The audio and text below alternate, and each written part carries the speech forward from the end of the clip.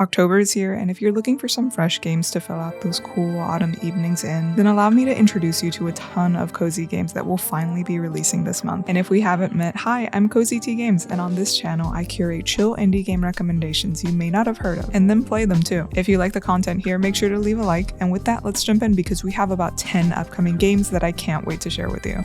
Shiro in Coal Town. Your family has just moved into your dad's old hometown due to a work assignment, and now you find yourself living in an old Japanese farmhouse in a rural village called Akita. But as an inquisitive 5-year-old named Shiro, this only sets the scene for your grandest adventure yet. Experience a world through fresh eyes, where ordinary days of fishing, catching bugs, picking vegetables, or sitting on the porch listening to your grandpa's stories are painted with bright bursts of color and nostalgia. But what feels like a carefree summer is altered when Shiro suddenly encounters a mysterious train which transports him to a town frozen in time. Coal Town, a place filled with tons of friendly and energized working class people. Investigate and explore the way only a small child can and meet both adults and children who you might just be able to help in small ways. Bounce between these two worlds in this innocent, dreamy adventure game where collecting and delivering items is key. The art in this game has me enamored, and from what I can tell, the script writing is really funny in this one. You're only 5, so you don't quite know all your words yet, and this plays into how you and others communicate with you. This game was released already, just not in Western markets, and it already has tons of reviews praising how charming and relaxing it is. Fortunately, it will be arriving to Western markets October 23rd to PC and Nintendo. I'm wondering if we're going to get something completely dubbed, or if they're going to be keeping their original Japanese voices and just throwing us some captions. Either way, I think this one's gonna be a hit if you're willing to meet that $30 price tag.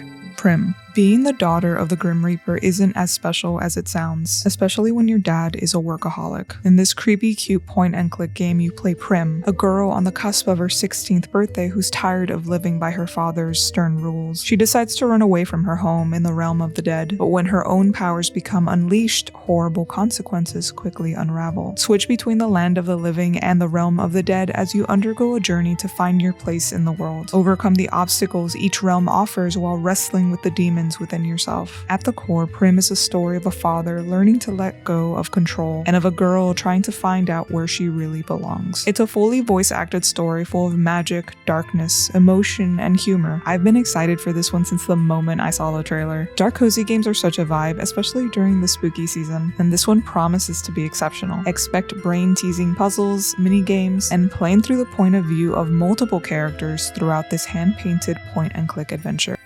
In Amber Isle, you'll return to prehistoric times as the world's first and finest dinosaur shopkeeper, living in a quaint village filled with lovely and kind paleo folk. Gather, craft, and sell items to meet the needs of your diversely specied customers. For example, a brachiosaur might need a canvas as long as their neck, while your microraptor friend might need a mini-sized chair. Every day you'll haggle, pawn, and counter-offer your way to becoming the best in the business. As your shop expands, you'll unlock more decor and experiment with the best ways to arrange your layout to make your store its most efficient. But beyond your shop is a world in need of rebuilding. Help create walking paths, spruce up the land with cute foliage, and create a more inviting environment to encourage other paleo folk to move in to Amber Isle, like ice age mammals, marine creatures, invertebrates, and more. There's nearly 50 species of paleo folk to befriend, all with unique personalities, preferences, dialogue, and quests. Suffice to say, I've been quite interested in Amber Isle since I first learned about it. Although its concept is not groundbreaking, it's a cozy shop sim and crafting game, I think the theming really makes it stand out. From what I researched, there's been a lot of character work done on all the NPCs, which has me super excited. They seem to each be uniquely crafted, and I love the idea of unlocking more and more of them as you advance in your career. I can almost imagine how fun it'll be to recognize each character as they come into your shop. It reminds me a bit of Cattails or Animal Crossing a bit, in the sense that every character that moves in is kind of its own special moment. Plus, the idea of a town becoming increasingly busier as you progress through the game seems pretty fun, so this is one I fully intend on playing this season. The people want fruit and you're going to give it to them. Whether it's chopped up in a bowl, blended into a smoothie, or made into a juice. Travel all around this quirky little island in your customizable food truck and find good places to stop and serve hungry customers. You may not have all the ingredients to satisfy their cravings, but that's fine. There's parks you can pull up to and explore in order to forage for the freshest ingredients. Food brings people together, so you might find that by serving those recipes, you might evoke some unexpected feelings and memories in your customers. They might open up a personal dialogue with you and over time might become a regular customer, if not a good friend. Fruitbus on its surface seems really cheerful and bright, and it fully embraces silliness in its dialogue and even in the recipes that you make. After all, there's literally a garbage smoothie that some customers request, and you make it by grabbing a handful of whatever this stuff is out of the trash. I got to play it early last year and I enjoyed my time with it, though I'm hoping the controls have improved a bit since then, as I remember the driving being a little bit unintuitive and wonky, which is a shame because I think the freedom to drive around anywhere you want on this island is actually a really fun aspect of the game. You'll basically be winding through these lovely coastal scenes and mountains looking for a good spot to stop and make a few bucks. You can customize your menu before opening up shop, and over the course of your career, you'll build up your kitchen's equipment to handle different kinds of recipes. It's fun, cute, and a simple game to pick up and put down, so I'm very much looking forward to its late October release. If you've seen Neva's original trailer footage, then you understand why it's been such a highly anticipated game, and it's no surprise it's coming from the same creators of Gris, another absolutely stunning and emotionally powerful game. Neva chronicles the wordless story of Alba, a young woman bound to a curious wolf cub following a traumatic encounter with dark forces. Together they embark on a perilous journey through a once beautiful world as it slowly decays around them. Over time, their relationship will evolve as they learn to work together, helping one another to brave increasingly dangerous situations. The wolf will grow from a rebellious cub to an imposing adult seeking to forge her own identity, and testing Alba's love and their commitment to one another. I'm really tentative about games that deal with animal death just because I'm a bit of a baby, so here's a warning to others who might feel similarly. There might be some of that involved. The trailer actually showed it outright, but that said, that's no excuse. I think it's going to be a beautiful, heart-wrenching game that will definitely be one for the books. Expect a story-rich platforming puzzle game, likely similar to Gris in gameplay. This one is a little less cozy, but if you value beautiful art and a compelling story, then you need to keep an eye out for it. I know I will.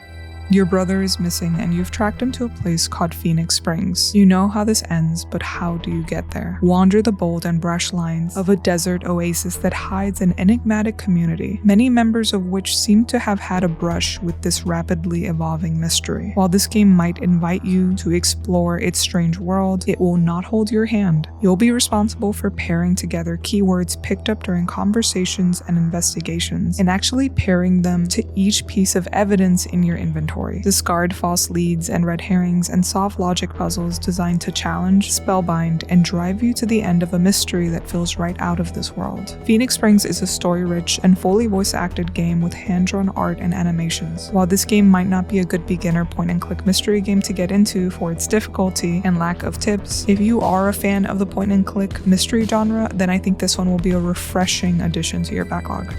Europa is a peaceful game of adventure, exploration, and meditation that has been in development for the past 7 years. It has accrued over 250,000 wishlists, and taking a look at the game, you can see why. This is the lush, terraformed paradise of Europa, a moon of Jupiter. While this world looks heavenly, there's a mystery simmering beneath its surface regarding the story of its last human and the utopia that once existed here. Explore fallen ruins and remnants of a lost past as you run, jump, and glide through this world with the aid of a jetpack that you'll slowly upgrade to take you farther and higher. I cannot imagine the immense task this team had to build such a massive open world and keep it looking the way it did. These visuals could easily be mistaken for Breath of the Wild. Everywhere you look are these warm, honeyed fields of green, glassy lakes, and snowy hills. All sorts of biomes that are sure to immerse you in this rich, outdoorsy world. When it comes to the story, I want to quote the trailer, which states, "Change is the only constant in life. It is what permits life, and it is life itself."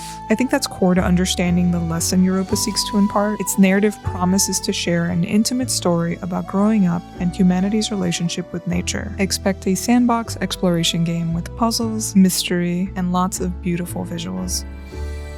Are there nice people online? I mean, theoretically, yes, but it doesn't always feel that way. Kind Words sought to change that. The first game was utterly lovely and entailed listening to lo-fi beats and exchanging anonymous letters, either to share words of encouragement, let off steam, or just put a bit of who you are and what you're going through out there in the world. And you could reply to anyone, with the one condition being that you exercise empathy and kindness in the way that you spoke to others. It was honestly so sweet and took place entirely within your virtual room, which you could also also decorate with a bunch of items. Kind Worlds 2 seeks to expand this further, including everything in the original, as well as introducing a bit of a town square to wander around and chat with others, with buildings dedicated to swapping game or music recommendations, a place to dress up your character, and a coffee shop to share your lyrics or poetry in. This game emphasizes that everyone online is a real person, and this is a place meant to make each other feel seen, heard, and less alone. This game might be quite useful if you're looking for a place to socialize that feels safe, or maybe seeking some online experience that is more meditative, but don't expect much gameplay. It's more of an experience. It's also great if you just want to play to bring in some positive energy into the world or share a bit of advice with people who may be struggling or going through a tough spot. The first one is great. I definitely recommend checking it out, but honestly, I think the second one is going to be a more complete version of the first.